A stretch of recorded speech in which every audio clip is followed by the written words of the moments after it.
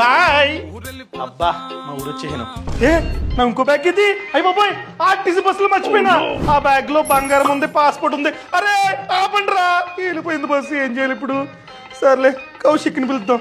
కౌశిక్ చెప్పు. కౌశిక్ ఆర్టీసీ బస్సులో నా బ్యాగ్ మర్చిపోయాను. బస్సు ఏమో వెళ్ళిపోయింది. ఏం చేయాలో చెప్పు కౌశిక్. టికెట్ ఉందా?